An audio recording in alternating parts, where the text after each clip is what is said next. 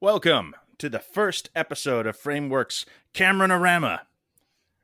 Yeah, I think that was it, right? Cameron-arama. I think that's the best we're ever going to do as far as pronouncing it goes. Okay. Yeah, well, we'll a work in progress. We'll keep trying there, but for now, the Cameron-arama. I am John, one of the hosts of Framework, and with me, as always, is the other host of Framework, Al.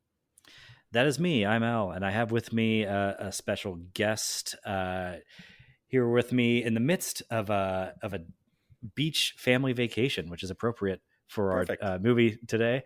Mr. Dan Shea. Say hello, Dan. Hello. Hey, Dan. Welcome to the show and to the Cameron-arama. Thanks so much for having me. I am excited. I've seen Piranha 2 now. Has anybody here seen Piranha 1? No. No, I have not. No, we are not that committed to this job. No, I considered it. I was like, I should see the first one. It's probably better, right? It's probably a more entertaining movie than Piranha 2. Do we really think that? Like, it's probably not directed by, it's not David Cronenberg's first movie out of film school or anything. It's Joe Dante, though. It is. Oh, Joe it is. Dante. That's yes. right. Uh-huh. Yeah, and it has like Kevin McCarthy in it. It sounded kind of fun. But I don't know, maybe the winds were just so much taken out of my sail by Piranha 2, The Spawning, that I was just like, I'm not going to watch another goddamn Piranha movie right now. It's the last thing on my mind. And I had seen Piranha 3D coming into that. That's the only other one that I've seen. So the franchise had to have enough juice to get... It got a legacy sequel, right? With Adam Scott. And a couple, maybe a Tara Reid. Was there a Lance Henriksen cameo? No. He might have been. At the time, I mean, I haven't seen it in 12 to 15 years, and it was just the once. Ving Rhames is in there. Stars Adam Scott. I believe it's, is it Elizabeth Shue in the lead, maybe? That could be. Yeah, someone of that type. Yeah. She was having a small resurgence at the moment, I think, of Piranha 3D. This is, by the way, a much more interesting film than Piranha 2, The Spawning. I haven't seen Piranha 3D either, so I'm really dragging us down here. It's not great, but it's better. It's certainly better. I think the sequel to Piranha 3D, Piranha Double D, is actually a better film than Piranha 2, The Spawning. So I've seen both of those. I guess I'm kind of doing well with the Piranhas here. I am looking at the Piranha 3D right now, and it looks like we have Adam Scott. It is Elizabeth Shue, Ving Rhames, Christopher Lloyd, the Richard Dreyfuss, and Jerry O'Connell, and also Stephen R. McQueen, who I believe is the junior to Steve McQueen. Steve McQueen Jr. Not the director, Steve McQueen, but the junior to the actor, Steve McQueen. He is the grandson of the 60s and 70s Steve McQueen. Well, we are doing anything we can to avoid the Piranha 2, The Spawning. The cast list for that movie is better than Piranha 2, The Spawning. That was like, just knowing Christopher Lloyd is in there, I'm like, oh, that's kind of neat. That more than I ever got out of this one, man. Okay, it is. John, do you want to lay out for us what Piranha 2 is? Why we're even attempting this, and how Piranha 2 came to be? Yeah, we should probably do that, huh? Okay, so this is the first film of legitimate genius and the subject of the new series of episodes we're doing on James Cameron, the director of Terminator, Terminator 2, Aliens, Titanic, Avatar, many of the most popular films of the last 30, 40 years, pretty much. An authentic cinema genius, one of the best to ever make films. And his first movie is Piranha 2, The Spawning. It was something he made he got hired from his second unit directing work on some movies for Roger Corman, I believe Galaxy of Terror, shit like that. And the producer of Piranha 2, The Spawning, Ovidio G. Assanitis, who bought the rights to the somewhat successful Jaws ripoff Piranha, directed by Joe Dante. Assanitis, Italian producer, wanted to make the film with Italians. He only got it bankrolled because the studio demanded an American director. And so he hired James Cameron with the intention of firing him shortly after production began, and then refuses to take his name off the film. So this is technically the first film of James Cameron as a filmmaker. Wait, so my understanding, James Cameron actually got fired off this and didn't shoot it, but his name stayed on? Yeah. He says he was on set for about 2.5 weeks, and then the director fired him You know what? I have a quote. I have an appropriate quote that gives a perfect context for what this film is and what its place in the James Cameron legacy is within the Cameron-arama. This is him on Piranha 2. I'm ambivalent about it. Technically, I have a credit as the director on that film. However, I was replaced after 2.5 weeks by the Italian producer. He just fired me and took over, which is what he wanted to do when he hired me. It wasn't until much later I even figured out what had happened. I was like, oh man, I thought I was doing a good job. Then when I saw what they were cutting together, it was horrible. But then the producers wouldn't take my name off the picture because contractually they couldn't deliver it with an Italian name. So they left me on no matter what I did. I have no legal power to influence him from Sonoma, California, where I was sleeping on a friend's couch. I didn't even know an attorney. In actual fact, I did some directing on the film, but I don't feel it was my first movie. Wow. Ringing endorsement. Okay. Yeah. I feel like you could almost tell the parts that he did do are probably some of the boat stuff and underwater stuff. I don't know. Maybe that's just projection from knowing his later career. And you can kind of guess that a lot of the stuff he didn't do is probably some of the really broad caricature comedy stuff that feels like it's comedy. It's stereotype comedy by somebody who's like English is not their first language. Yeah. There's a lot of scenes in like the first 40 minutes, first half of this movie, let's say, that are sort of just Caddyshack scenes, kind of without the jokes, really. I mean, it's just sort of Caddyshack scenarios, you know. Yes, without comedians. Yeah. And like the oafish chef, they trick him into bringing him food, and because he thinks he's going to get laid. That's a real meatball sequence there. Or there's a scene of like the rich man with a yacht and his sexy daughter, and I thought, that's straight Caddyshack. Yeah. And then they just disappear. So you just have the one scene of them without to establish them, and then they don't even get eaten by piranhas later. That is a lot, but because I would say that one thing about this movie, it has a respectable body count, and yet it doesn't even slaughter all of those comedy relief stereotype like people, which is a strange decision. Well, there is apparently a longer cut of this film than the only one that is easily available right now on YouTube. That is just off a Cameron fan site. Has ripped the director's cut, technically. Now, that's what I was going to ask to see if we watched the same, because I watched one called the director's cut, which I feel like I was kind of watching. I was like, I don't know that this is James Cameron's cut. Is this like, or is this someone just saying that we're going to call this the director's cut because we know what you're interested in when you're Googling this movie? Well, it's a director's cut. It's some director made that cut. Talking about the 2.5 weeks, it was funny because when I saw that same number and it says he was fired after 2.5 weeks, and I was like, how long could it have possibly taken to film this movie? Anyways, like I don't feel like I was fired after 2.5 weeks and then they shot for another 6 months. Like that feels like it was probably a decent point. I kind of figure it could take a while just because much of it is on or around water, and that seems like it increases the difficulty of things just exponentially. But I'm kind of talking about my ass there.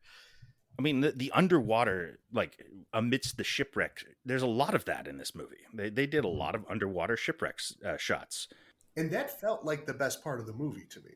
There were parts of that where it was like, this feels, I mean, I'm watching it on an iPad on a version that was like, it was so blurry I could barely tell what's going on. But it was like, if I'm picking anything out of this movie that I think is well shot, maybe feeling a little claustrophobic, I was like, I could see that there's something, the way they're using the blue and red lights. I'm like, there's something interesting happening here, if I'm giving any credit to what's going on. Here's another thing, which, might seem kind of obvious once I say it out loud, but piranhas scarier when in the water. Yeah. They fly in this. That's the gimmick, I guess, of this one. They're flying fish. So they can come out on land and like jump and like fly up and hit somebody in the neck, and then an actor without much stage experience is holding a 1974 whatever stuffed fish to their neck while they scream and go it's. The kills in this, a lot of them brought to mind that scene in The Naked Gun where Leslie Nielsen's chasing after the guy and he throws a pillow at his face and Nielsen just holds the pillow over his own face while he yells, "Ah!" That's what a lot of the piranha kills are like. The majority. Yeah. Just having James Cameron, I thought if there was one thing that he was going to bring to this, because at that point he already had special effects chops. He was the lead for special effects, or at least some of them, for Escape from New York. And as you mentioned, the Roger Corman movie. So there was like some sort of background in special effects. So I'm watching those and thinking, okay, James Cameron did not touch any of the special effects in this movie. Doesn't appear to have. I mean, that makes sense with the story that is out there, of him getting fired halfway through or however long this took. Yeah. I mean, on the one hand, I could say, well, there clearly is no budget anyway, so what difference would it make? But also, like, it's pretty clear that Cameron is not capable of phoning it in to this degree, right? Like, right. Looking at the rest of his work, even the stuff that's not good, it's not because he half-assed anything ever. He's a whole-ass guy. We'll give him that. Mm-hmm. Yeah, and I mean, I don't know, like, given the context of, the back scene story of this, that he was fired, or he was hired with the intention of being fired anyway, shortly after, it's almost impossible to hold this against him in any way. Even I don't think anybody does. No, of course not. It's just, what is even the point of this other than being completist with James Cameron? It's not his film. It doesn't feel like it. I mean, it was kind of like watching this. I was like, well, I mean, do I want to kind of say that underwater wreck photography is just sort of that's Cameron.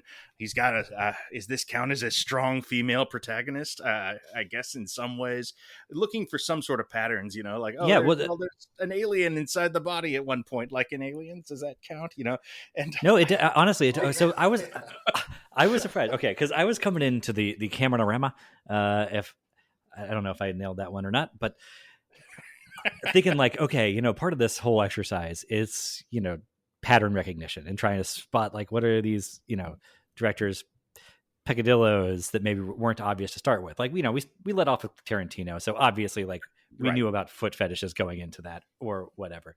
But, like figuring out how many of Nolan's movies deal in some sort of like, Scooby-Doo hidden identity twist was something that I hadn't really noticed before going in. And so I didn't have like a list of Cameronisms going into this, really. I was like, I don't know that his filmography really lends itself to that. Like, I guess there's sort of a sci-fi bent, but then as I'm watching Piranha 2, I'm like, you know what? This does feel sort of like a Cameron movie. Starting with the fact that, it opens underwater, and that's, we know that's his fetish. We are in scuba gear from frame one of this movie. But also just the fact that this is technically at least, it is a sequel to a like science fiction, like horror slasher hybrid. Yeah. Which he would go on to make two more of those, which are expertly. Between Aliens and Terminator 2, which are both that and two of the best sequels and best movies ever made. Right. And Piranha 2 technically is in that same lineage of this is technically sci-fi, it's technically horror, and it is a sequel to those things with, I guess, even more of a sci-fi bent than the original, probably, because I'm guessing the piranhas didn't fly in the original. I don't think so. I think that was the innovation of Piranha 2, the spawning. That now they're flying fish because that would be how you elevate the game from original Piranha. They can also live within a human body. Clearly, yes. When that thing came out at the morgue, I thought it really took me by surprise because I was not expecting to see a fish like just swimming around in that person's body. So. My favorite part about that is the fish escapes. There's not just a dead, there's not a dead fish on the ground after that. That's right. Yeah, it gets out the window, I think. Yeah, it's the D.B. Cooper of piranhas. It just it gets away with the money. If there were, assume there's a bag of money somewhere there. The fish was, performing its heist on. I don't know why it was there otherwise. The female lead leaves her ID there, but there's no dead fish. But beyond that, it is, for the time, let's say, it is focused on a strong female protagonist. Like not kinda, yeah. I mean, she's a driver of the plot. People, honestly, and she's sort of got a combative romance thing with her ex-husband. Oh man, at sea, which is the abyss. It's kind of, yeah. It's really weird, and I kept like going back and forth. Like, is this like can I credit Cameron with this, or is this just the wildest coincidence that all this stuff exists in this terrible film, that has none of the goodness that he brings to every film he makes after this? The level of professionalism and intelligence is not here in this case, but all these other signs of him are. Right? I believe, from when I was reading this, he wrote, possibly with other people, but it's credited to H.A. Milton or H.A. Wilton, and that's what a pseudonym. Yes, which, I mean, based on talking about Cameron and the things he would do in the future. Watching this is funny because I was like, just the story of this is not really any worse than any other Cameron film. It's just that Cameron is so good at surrounding it with incredible set pieces and special effects and actors and all this stuff. But if you break down the story, I'm like, this makes about as much sense as True Lies and or Avatar. Okay, True Lies, sure, but I think part of the fun of True Lies is that it is such a ridiculous premise done with like such a high budget and like sheen to it. Don't get me wrong, True Lies is one of my favorite movies. Let me just say that. I'm not even trying to defend True Lies. I do not like that one that much. But I think that is what people enjoy about it. Anyway, and I think I'm not sure you're wrong, but I think you have to reduce like the bare bones of the story down really far. Like this is a deep reduction to get to the point where, but there are character dynamics there that theoretically are reminiscent of other Cameron joints. It's just that those other joints, characters are introduced, I thought was interesting. It's like there's somewhere in there, the script, there is value. And like there's just like, I thought it would like each one is being introduced one at a one. The son and the mother, who I don't know if that relationship was a little weird because I definitely they had kind of a fun flirty dynamic that I found kind of off-putting. Yeah, they were like right in each other's face there. That seems like their introduction seems like a seduction scene. It's very strange and off-putting. That reads to me that's Italian director all over. Yo, I'll give your mama a kiss. It's all fine. This is. Oh, I'm sorry for the accent. I'm not gonna open that door ever again. I mean, if you see an interview with him, a video Giasonitis, that's about right. I mean, it is basically he is a knockoff Dino De Laurentiis. So other like Cameron stuff in this is like the pretty slow build through the first act after the opening kill, Yeah. Like Aliens doesn't get down to the alien action right away. It's the slow burn Aliens approach. That's what's going on there. Yeah. Well, Titanic, the iceberg isn't introduced until an hour in. You want to get we don't meet the killer in Titanic until the second act. But you also have like the Raoul, the like resort manager guy who's sort of like the mayor from Jaws, not wanting to shut things down, but also he's sort of like Paul Reiser in who's like, the piranhas are going to eat some people, but we can't afford to shut down this project. The company will not have it. So, this trope is too big to ascribe to Cameron, and it's clearly ripping off the mayor from Jaws. This guy, like anything like that in this movie is just like, well, it was in Jaws, so that's easy. We just do it in this too. It's I don't want to give this any credit when I can avoid it. I think it's fair enough. It's a lot of this stuff is kind of crazy, but I really do believe it's accidental. Like just all the Cameronisms in this. Can we give it credit for Lance Henriksen as a romantic lead? I would like to, but even that is not it. That would be a fun thing, I would think, that to see action hero romantic lead Lance Henriksen, but it's not a good version of it. This is him as a hero, he sucks as a hero, and I don't think he does. I think he could do it, but there's nothing good in this film. I don't know. I got a chuckle out of how abruptly he crashed his helicopter. Yeah, well, that was funny. Yeah, that was wild. Yeah. Not that like he went, oh no, I'm sure that helicopter accidents can happen suddenly, but he did it intentionally. And I was just like, oh wait, was this your plan A? I looked away. I mean, honestly, an hour into this movie, I wasn't paying that close of attention. But I'm like, wait a minute, was this is what you intended to do? I mean, he made it look like it was intentional. He's fun, and he is kind of like that capable middle-aged Michael Crichton hero. Like he could do this kind of role at this time. He was, he's clearly the most interesting actor in this. Just by being so intense and just sort of steely and weird looking, and that's all fun. It's fun to see him. Maybe the only actor in this period. I haven't looked at anybody else's credits, but no one else you heard Chris, of. the kid, who I thought was skating on charm in this movie. Not a lot of experience, but he would go on to play Danny Zuko in Grease on Broadway. Well, good for him. So he he dated Yasmin Bleeth for 6 years, 89 to 95. So well, very in the lead. Well, yeah. I mean, he's definitely got a Scott Baio thing. He definitely has that. Yeah. And we saw where he developed a thing for, strong older women on the beach. Weird. His mommy issues. So weird. Yeah. They get so close together when they're talking. There is some just nose to nose. Yeah. There's some weird horniness in this film that, not really Cameron's thing generally. I wouldn't ascribe any of that to him, of course. It's rarely are his films horny. Is this the only one? No, I mean it's Titanic. No, obviously. Titanic, yeah. But True Lies is actually probably that's also horniest. Really weirdly horny. Yeah. Yeah.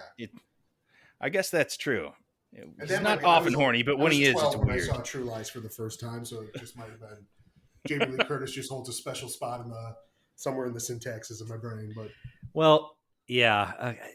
okay. True Lies and Titanic, I think both are the ones where things get horny. I mean, and it's not that there's not sex scenes in Avatar or Terminator, but they're not very sexy, I don't think, if I recall. Yeah, they seem like story points. Yeah. Yeah, exactly. And maybe you could say the same with Titanic too, but I guess. But that is a romance. The stars there are so young and pretty that it's still worked on as a young adult romance level. But this one is just like topless scenes and sex underwater, like 70s trash cinema stuff. There's one scene I think that is worth actually unpacking here for us, and that's the very opening scene. Yeah, the opening scene is of a couple of a young couple gearing up in their the woman's trying to coax the guy into sex, and they're on a boat, but she's actually, it seems like they're playing it off at first he had trouble performing and he is not led into it, and she is trying to say no, it's we came all the way out here, let's do it. And then it's oh, now they're putting on scuba gear, so she was just trying to convince him to go scuba diving at night, which I guess maybe is James Cameron's idea of steamy sex. That is the release, yes. So it seems like it's a gag that they're playing at first. So this was suggestive dialogue, but it's actually referring to scuba diving. Then they scuba dive down and then start having sex underwater in their scuba gear, including making out in the under the ocean water. It's gotta be a shipwreck. In a shipwreck. Yes. Yeah. Yes. Just I don't have, I guess, the broadest palette of sexual experience imaginable, but this is the worst type of sex I have ever imagined. It seems quite terrifying, yes. And at one point, she cuts a piece of equipment off of him with a knife? No, she cuts his underwear. She pulls a knife out of her, which I thought immediately, I'm oh, murder. Yes. Because that knife, the way it's being pulled out, I'm murder, and then cuts the Speedo off, and I'm okay, this movie is going to present me with some things that I am not expecting to see. Wow. Well, also weirdly, underwater sex murder makes more sense than just undersea sex. I'm just trying to it's. I mean, maybe it's a hell of a core workout trying to get enough momentum to actually complete a thrust under the water with the tides and shit. That whole thing, that intro felt to me the influence of an Italian B-movie director of saying no, the standard is two people are having sex and they get killed by whatever the monster is. That is the trope. That is what we go with. That is what we do. Yeah, it's riffing on the opening of Jaws too. Yeah. And I mean that's another one I think you could ascribe to. I mean, how many horror films open with that exact thing, and then they get murdered and they get the of course. It's and it's the epitome of on paper this looked like something. It's this is don't worry, we're gonna put the boobs up there and they're gonna be out there in the first 5 minutes. People are gonna know they're getting their money's worth. But we're also doing a sex scene that you've never quite seen before, and then it leads into the kill, which is underwater because it's piranhas and all. It's just on paper that almost makes sense, And then watching people try and actually like do this on screen in the water, it just it just looks so awkward and terrible and just not pleasant, even before the face biting and like, you know, being eaten alive portions begin. Yeah. I mean, this is an ugly ass film too. I mean, there's some underwater shots. Maybe it's because the only way to really watch this now, unless you want to purchase the DVD on the internet, is to just watch the YouTube that somebody put up, you know, which is, you know, when you're watching a movie this bad, that's definitely the way to go. But I have no sense. That's how I had to do it. I tried to buy it, but I could only find it on YouTube. Yeah, it was so fuzzy. It was, again, with those, I would be very interested to see what it looks like on like the original. If I saw, I don't think it's going to be a better movie, but there were some things where it's like, this has been condensed or compressed so many times, this version that I'm watching. Yes. You know, this is not what the filmmaker intended, and that's what I want to see. I always want to see what one of the filmmakers intended, because clearly the different filmmakers intended very different things. But actually, no, I don't want that. I mean, let's not kid ourselves. Higher definition of these images is not going to make this a watchable movie. No, I mean, clearly this is a guy, you know, the Italian producer wanted to make a pervy, cheap horror film because those are profitable. And I don't know, he probably enjoyed the process of making it in this Jamaican island, you know, with a bunch of naked women. I mean, I'm sure that's a big part of what the entire point of this was, and just making some cheap, dirty money. And that is just not the James Cameron way. Another way that this production is at odds with him. As an artist, as a whatever, because I feel that's like definitely true. His movies make a lot of money, but his attitude is it takes money to make money. Oh yeah, you know. He also just takes it more seriously. I feel like there's a low budget monster film that James Cameron had in him that is much better than this, even at his age. Other than the Terminator. Well, fair point. You know? But I mean, a shitty monster film. You know, like he could do the shitty knockoff. Jaws ripoff of the 1970s and make it good, even at this age, if he was given free reign. And I don't know, however much money. Well, if he had got to make Jaws 3, even, you know, or Jaws 3, yeah, like that's the thing. Like Jaws 3 is a terrible film, right? But it's definitely a better film than this. That's how bad Piranha 2 is. It's definitely worse than Jaws 3. Yeah, Piranhas are just a bad movie monster. Like they're scary in their natural habitat in real life. But they're not particularly cinematic. It's easier to write action sequences in the water than it is to actually film and watch them, is my expert opinion. And the original Jaws is one of the few movies that really navigates that sort of elegantly. And it uses the cages and whatnot to good effect. The number of terrible versions of Jaws out there really serve to remind you how good Jaws is, and how impressive that film is, you know, compared to every other version of it out there, including the sequels to Jaws. Like no one has cracked it that hard, and certainly not James Cameron in this. I mean, that was the thing, to compare these two guys in the 80s and 90s. That was always a game. And yeah, in the underwater monster sweepstakes, Spielberg was the clear winner, I guess. Like you said, he's got a much better monster movie in him coming up, and you know, you could just go from this, which is, you know, unwatchable, I think, is our bullet point review. Excrement. Yeah, there's nothing interesting about this movie aside from that to an absolute classic of the sci-fi and horror genres that will also, you know, not fully define the 80s, but kind of define a certain type of genre movie in that time frame. Like, pretty impressive leap we're about to go on. But yeah, you know, first we had to do this for some reason. I don't know who we thought was going to come after us if we didn't do this. I don't know. I'd never seen this one. This is the only Cameron I hadn't seen going in, because, you know, I've heard that it's terrible and that I generally don't like movies like this. And yeah, both those things proved very accurate. But now I've seen it, and I've seen all the Cameron movies now.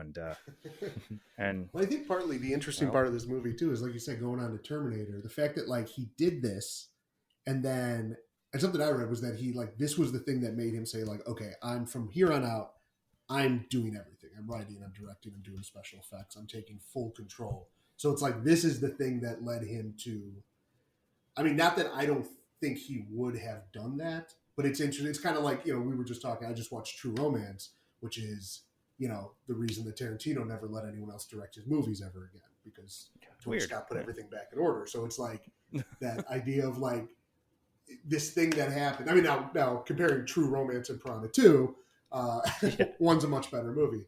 But this as like the catalog of saying that this, and the thing that led between, him just being the special effects guru guy, with the company and that moving on. It's interesting comparing it to True Romance. I think just the fact that True Romance is the one that was not directed by Tarantino, but feels like so much more of a complete Tarantino movie, like part of his oeuvre. Whereas Piranha 2 has James Cameron's name in the credits, but does not feel like part of his filmography at all. Yeah, I guess the question this brought to my mind while I was watching it the other night was like, how many potential James Camerons out there just got ruined by one shitty film outright and never got the chance to really become James Cameron? How many actual geniuses just never got beyond Piranha 2?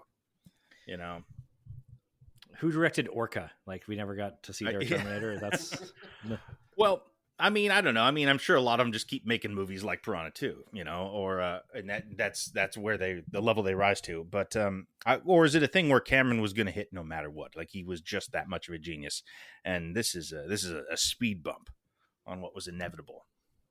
Yeah, I mean, who knows? Maybe if he had to let somebody else direct Terminator, hell, the Terminator could have ended up being even better. Who knows? But probably John Carpenter's Terminator. I'd watch it. Oh yeah, John Carpenter's Terminator. I'd watch it 1,000 times. Yeah. Well, we're a long way from the John Carpenter series we're doing. But you know what? We're getting to the point where we're talking about future movies just to try and get to it. Like, Dan, thank you for joining us. We will bring you back to do a real movie at some point. No, this is wait, can I throw one more interesting fact that I found? Because I did looking into the back. The guy, this Italian director that we keep talking about, or Greek, whatever he is, would go on to be Asanitis would be nominated for an Oscar as a producer for the movie Scent of a Woman. Holy he was shit. the producer. Yeah, so he actually had, I encourage everyone to go look. He took over Canon Studios in 1990. So he was, which is, if you guys know Canon, a very fast. So Bloodsport, all that, he was at the helm, and then was nominated for an Oscar for Scent of a Woman. That is, I'll happy to end it there. I think it's the official framework position that he should have been nominated for Bloodsport. I wonder if you were to watch Scent of a Woman, could you catch any Video Giasinitas calling cards? I was like, oh yes, as I saw in Piranha 2. There's I don't know. I can't. Is there any like? Is there anything as like ragingly anti-Semitic as the like dentist romance comedy subplot here? I doubt it. I don't know. You never can. Scent of a Woman. Should we just switch and do a Video Giasinitas series now? Should we just do that? That'd be fun. That'll come after Carpenter. We'll do that. But anyway, Dan, thank you for embarrassing yourself. And like I said, we'll have you back for a real movie sometime. That sounds great. Thanks. All right. Yeah. Thanks, Dan. Thank you. Yep.